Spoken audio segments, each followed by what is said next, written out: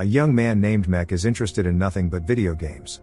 Of course his mother and grandmother are not happy about this, especially when during a traditional memorial ceremony at the cemetery, Mek did nothing but stare at his phone screen. Meng Ju, Mek's grandmother, is disappointed that the younger generation does not honor their ancestors. Mek sees no point in it all, believing that the deceased do not care anymore and feel nothing. Soon Meng Ju was hospitalized with abdominal pain. Her entire family gathered to discuss the matter. In the evenings Mek plays video games and streams, but he hasn't managed to attract more than 4 viewers so far. Today he asked his mother to buy him another computer because he had no money left on his card, but she refused, reminding him that he dropped out of school to become a gamer. However, earning money from streaming turned out to be harder than he expected. Then So had to deliver the bad news. His grandmother had stage 4 cancer, meaning she had no more than 12 months to live. So wanted her son to spend more time with his grandmother from now on, but not to tell her about the diagnosis. The next day Mek visited his gravely ill paternal grandfather, who was being cared for by his granddaughter. Mui, who has a nursing degree, knows exactly what to do. Mek does not understand why the girl spends so much time caring for the old man, leaving almost no time for herself. But Mui does not find it burdensome at all. Soon Agong passed away, and the funeral took place. Mek's father had also been gone for a long time. When Mek learned that Agong had left all his property and money to Mui, he was shocked. Late in the evening, the funeral ceremony ended. Mek was consumed with jealousy toward Mui. Why didn't their grandfather leave anything to him? For now, Mek can only dream of one day becoming a popular streamer and getting rich. But perhaps there is another way. Mek decided to become his grandmother's favorite grandson to get her inheritance. Of course Meng Ju could not help but wonder why Mek had suddenly become so kind. From then on, Mek intended to fulfill all of his grandmother's wishes, doing whatever she asked. For Mek, who was not used to being responsible, taking care of someone was a burden, and he made plenty of mistakes. Eventually Meng Ju grew tired of it, and by the end of the day she sent her grandson away. That evening Mek met with Mui, who had put their grandfather's house up for sale and was staying in a luxurious hotel.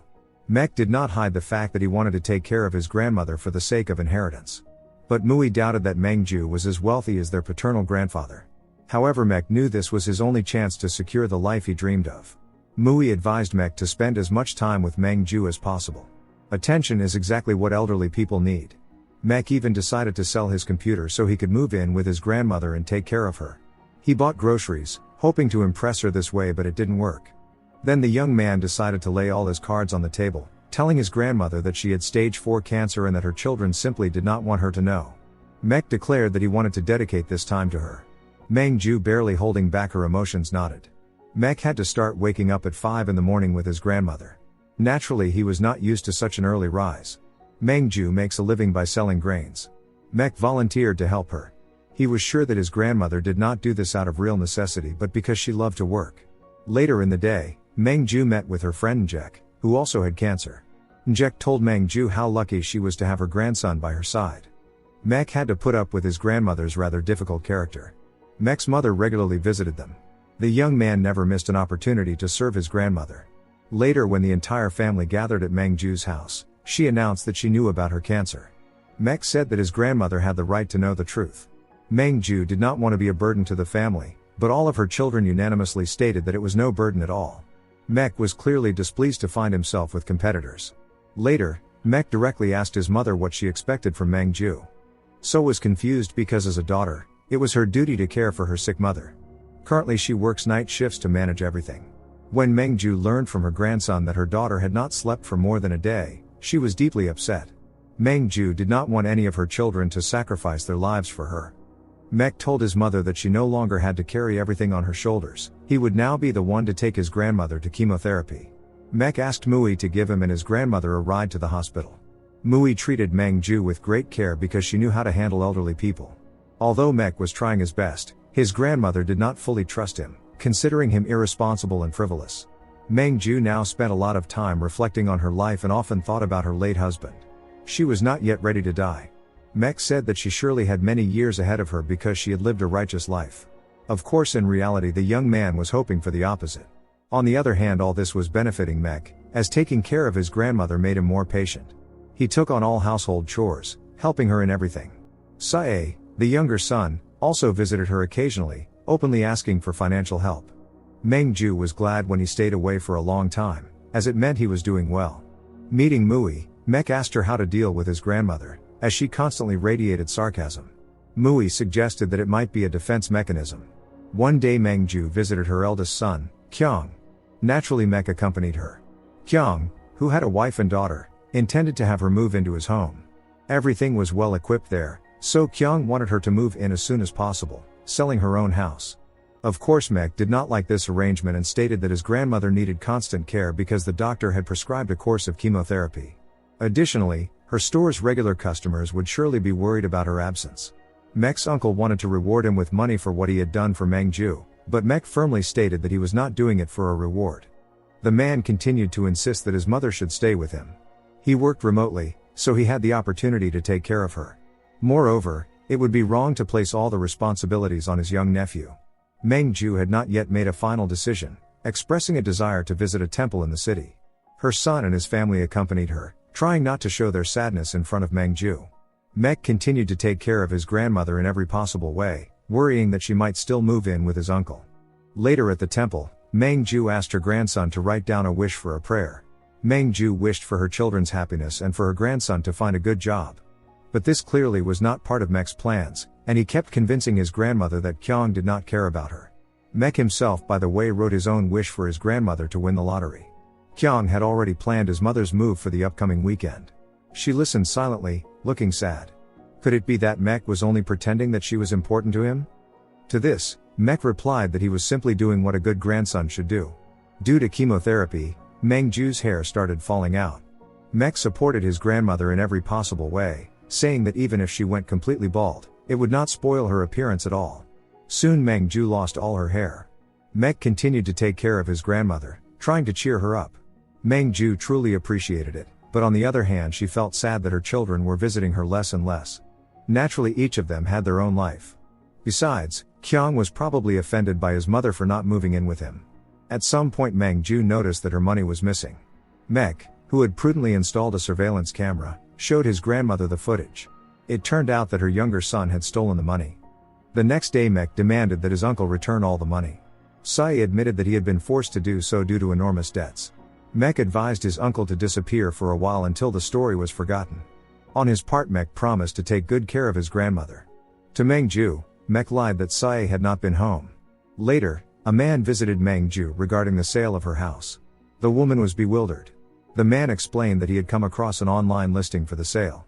Seeing the man out, Mengju did not mention it, merely telling her grandson that her chemotherapy session would be the final one, so he would no longer have to take care of her. Mengju only wanted her grandson to find a good job and build his life. Upset, Mek said that he was just a loafer and would not survive in the real world.